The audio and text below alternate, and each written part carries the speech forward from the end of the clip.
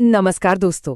अगर आप चाहते हैं कि आईटी के पेपर में पूरे के पूरे नंबर आएं, तो ये वीडियो आपके लिए सबसे ज्यादा जरूरी है। आज हम पूरी किताब के सबसे इम्पोर्टेंट क्वेश्चन आंसर्स को एकदम आसान भाषा में समझेंगे। मतलब ऐसे कि आप कम समय में जल्दी से समझ जाएंगे, आपका रिवीजन भी साथ साथ हो जाएगा और जो सवाल मैं यहाँ बता रही हूँ बस उन्हें याद कर लीजिए। यही सवाल एग्जाम में आपके सबसे ज्यादा काम आने वाले हैं। तो ध्यान से देखिएगा, बीच में बिल्कुल स्किप मत करना, क्योंकि यह आपकी परीक्षा की फाइनल तैयारी है। ठीक है, तो चलिए शुरू करते हैं। हमारा पहला सेक्शन है लिब्रे ऑफिस राइटर के बारे में, जहां हम स्टाइल्स, इमेज और दूसरी जरूरी चीजों को समझेंगे। तो सबसे पहला और इम्पोर्टेंट सवाल, स्टाइल क्या है?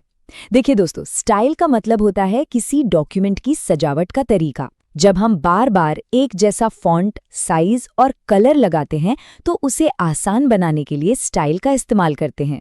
स्क्रीन पर जो जवाब है वो ये है। स्टाइल पहले से तय फॉर्मेटिंग का समूह होता है। इसके द्वारा फॉन्ट, साइज, कलर और स्पेसिंग एक साथ डॉक्यूमेंट पर लागू की जाती है। इससे डॉक्यूमेंट एक जैसा और व्यवस्थित दिखता है। इसे याद कर लो, यही एग्जाम में लिखना है। अच्छा, अब अगला सवाल है कि मैनुअल फॉर्मेटिंग की तुलना में स्टाइल के फायदे क्या हैं? सोचिए, अगर हम हर बार खुद फॉर्मेटिंग करें तो कितना समय लगेगा, है ना? स्टाइल से वही काम बस एक क्लिक में हो जाता है। तो इसके फायदे हैं, इससे समय की बचत होती है, पूरा डॉक्यूमेंट एक जैसा दिखता है, फॉर्मेटिंग को बदलना बहुत आसान और तेज हो जाता है और डॉक्यूमेंट प्रोफेशनल और अट्रैक्टिव लगता है। इसे याद कर लो, यही एग्जाम में लिखना है। स्टाइल भी आप जानते हैं अलग अलग तरह के होते हैं, जो डॉक्यूमेंट के अलग अलग हिस्सों पर काम करते हैं। स्टाइल की 5 मेन कैटेगरीज हैं: paragraph style, character style, page style, frame style और लिस्ट स्टाइल। अब चलते हैं अगले इंपॉर्टेंट क्वेश्चन पर। हम राइटर में इमेज कैसे डालते हैं? ये तो बहुत ही आसान है। पहला स्टेप, गैलरी खोलिए। दूसरा स्टेप, जो इमेज चाहिए उसे चुनिए। और तीसरा स्टेप, बस इमेज को ड्रैग करके डॉक्यूमेंट में छोड़ दीजिए। इसके साथ ही ड्राइंग टूल बार के कुछ जरूरी टूल्स भी हैं, जैसे लाइन, रेक्टेंगल, एलिप्स और टेक्स्ट बॉक्स, जिनसे आप बेसिक शेप्स बना सकते हैं। इसे याद कर लो, यही एग्जाम में लिखना है। और टेम्पलेट क्या होता है? टेम्पलेट को आप एक बने बनाए डिजाइन या कह सकते हैं एक ब्लूप्रिंट की तरह समझिए। जब आपको एक ही जैसे कई डॉक्यूमेंट बनाने होते हैं तो आप टेम्पलेट का इस्तेमाल करते हैं, ताकि हर बार शुरुआत से मेहनत ना करनी पड़े। इसकी परिभाषा है, टेम्पलेट पहले से बना डॉक्यूमेंट फॉर्मेट होता है जो नए डॉक्यूमेंट बनाने के लिए एक शुरुआती बिंदु का काम करता है, जिससे एक जैसी संरचना देकर समय और मेहनत बचती है। इसे याद कर लो, यही एग्जाम में लिखना है। अब इस अगले सेक्शन में जो वाकई दिलचस्प है वो ये है कि हम कैसे सॉफ्टवेयर से अपना काम करवा सकते हैं। चलिए अब लिब्रे ऑफिस कैल्क में डेटा एनालिसिस और मैक्रोज के बारे में बात करते हैं। कैल्क में डेटा एनालिसिस के लिए 3 बहुत ही पावरफुल टूल्स हैं। पहला है कंसोलिडेट, जो अलग अलग शीट के डेटा को एक जगह पर इकट्ठा करता है। दूसरा है व्हाट इफ एनालिसिस, जो ये दिखाता है कि अगर हम किसी वैल्यू को बदलें तो रिजल्ट पर क्या असर होगा। और तीसरा है गोल सीक, जो हमें ये बताता है कि मनचाहा रिजल्ट पाने के लिए हमें कौन सी इनपुट वैल्यू चाहिए। ये तीनों टूल्स फैसले लेने में हमारी बहुत मदद करते हैं। इसे याद कर लो, यही एग्जाम में लिखना है। मैक्रो क्या है? मैक्रो आप समझ लीजिए एक छोटा सा रिकॉर्डर है जो हमारे बार बार किए जाने वाले कामों को रिकॉर्ड कर लेता है और फिर एक ही क्लिक में खुद ब खुद कर देता है। इसकी परिभाषा है, मैक्रो कमांड्स या कीस्ट्रोक्स का एक रिकॉर्ड किया गया क्रम है, जिसे बार बार होने वाले कामों को स्वचालित करने के लिए फिर से चलाया जा सकता है, जिससे समय बचता है और गलतियां कम होती हैं। जैसे कि किसी मुश्किल फॉर्मेटिंग को अपने आप लागू करना। इसे याद कर लो, यही एग्जाम में लिखना है।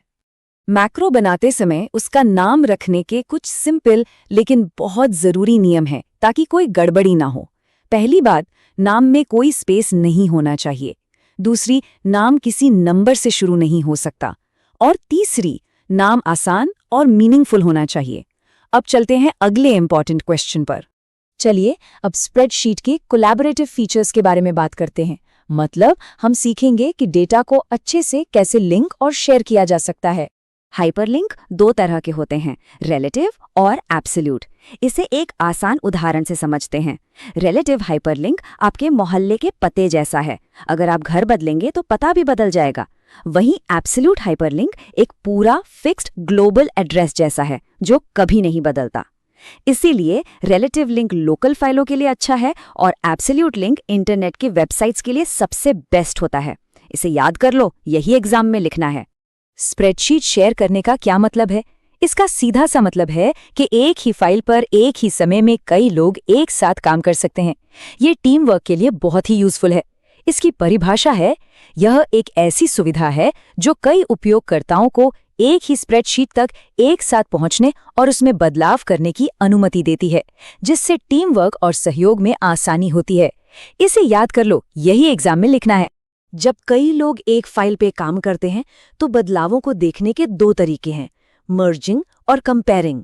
मर्जिंग का मतलब है सभी लोगों के किए गए बदलावों को एक फाइनल फाइल में मिला देना, जबकि कंपेयरिंग का मतलब है सिर्फ ये देखना कि दो फाइलों के बीच में क्या क्या अंतर है। इसे याद कर लो, यही एग्जाम में लिखना है। अब हम एक बहुत ही फंडामेंटल चीज की बात करेंगे, डेटाबेस। तो यहाँ सबसे जरूरी बात ये समझना है कि डेटा को ऑर्गेनाइज कैसे किया जाता है। तो डेटाबेस क्या है? एक डेटाबेस को आप एक super organised digital filing cabinet की तरह समझ सकते हैं, जहां सारी जानकारी बहुत ही व्यवस्थित तरीके से रखी जाती है। इसकी फॉर्मल परिभाषा है, डेटाबेस संरचित जानकारी या डेटा का एक संगठित संग्रह है, जिसे आमतौर पर कंप्यूटर सिस्टम में इलेक्ट्रॉनिक रूप से संग्रहित किया जाता है ताकि इसे कुशलतापूर्वक पुनः प्राप्त और प्रबंधित किया जा सके। इसे याद कर लो, यही एग्जाम में लिखना है। डेटाबेस मैनेजमेंट सिस्टम या जिसे हम DBMS कहते हैं, उसका इस्तेमाल करने के बहुत फ़ायदे हैं। ये डेटा की सिक्योरिटी पक्की करता है, डेटा की डुप्लीकेसी यानी रिडंडेंसी को कम करता है, डेटा को आसानी से शेयर करने में मदद करता है और डेटा की एक्यूरेसी और कंसिस्टेंसी को भी बेहतर बनाता है। इसे याद कर लो, यही एग्जाम में लिखना है। बेस में टेबल के दो व्यू होते हैं, डिज़ाइन व्यू और डेटा शीट व्यू।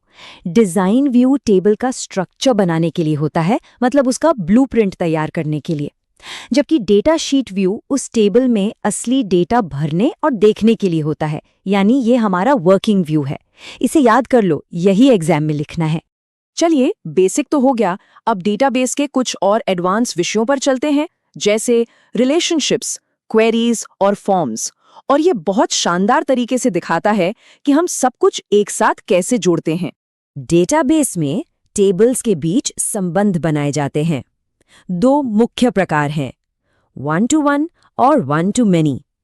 1-to-1 में एक टेबल का एक रिकॉर्ड दूसरी टेबल के सिर्फ एक ही रिकॉर्ड से जुड़ता है, जैसे एक छात्र का एक ही ID नंबर होता है। और 1-to-many में एक टेबल का एक रिकॉर्ड दूसरी टेबल के कई रिकॉर्ड से जुड़ सकता है, जैसे एक क्लास में कई छात्र होते हैं। इसे याद कर लो, यही एग्जाम में लिखना है। डेटाबेस के साथ काम करने के लिए फॉर्म और रिपोर्ट बहुत उपयोगी हैं। देखिए, फॉर्म का इस्तेमाल डेटा को डेटाबेस में डालने के लिए किया जाता है। ये डेटा एंट्री को आसान बनाता है। वहीं रिपोर्ट का इस्तेमाल डेटा को डेटाबेस से बाहर एक सुंदर, पढ़ने लायक फॉर्मेट में निकालने के लिए किया जाता है, जिसे आप प्रिंट या शेयर कर सकते हैं। इसे याद कर लो, यही एग्जाम में लिखना है। अब तक हमने सॉफ्टवेयर की बात की, पर अब हम अपने अंतिम और सबसे जरूरी विषय पर आते हैं, IT के माहौल में स्वास्थ्य और सुरक्षा। ये असल दुनिया में बहुत ज्यादा मायने रखता है। IT वर्कप्लेस में कुछ आम खतरे होते हैं जिनसे बचना बहुत जरूरी है, जैसे कि बिजली का झटका। इससे बचने के लिए हमेशा सूखे हाथों का इस्तेमाल करें और तारों को चेक करते रहें। आंखों में खिंचाव, इसके लिए रेगुलर ब्रेक लें। खराब पोस्चर से बचने के लिए सही ढंग से बैठें। और हाँ, इसके अलावा आग लगने के खतरे और फिसलने या गिरने जैसी दुर्घटनाओं से भी सावधान रहना चाहिए। इसे याद कर लो, यही एग्जाम में लिखना है। तो दोस्तों, आज हमने पूरी IT किताब के सबसे इंपॉर्टेंट क्वेश्चन आंसर्स को आसान भाषा में समझ लिया है। अगर आपने इस पूरी पेशकश को ध्यान से देखा है तो आपका रिवीजन भी हो गया है और एग्जाम के लिए एक मजबूत तैयारी भी हो गई है। अब बस एक काम करना है, जो सवाल बताए गए हैं उन्हें एक बार फिर से पढ़कर पक्का याद कर लो। मुझे पूरा भरोसा है कि इससे आपके बहुत अच्छे नंबर जरूर आएंगे। अगर ये मददगार लगी हो तो इसे अपने दोस्तों के साथ जरूर शेयर करो और अब पूरे कॉन्फिडेंस के साथ अपनी परीक्षा देने जाओ। ऑल द बेस्ट, आप जरूर अच्छा करोगे।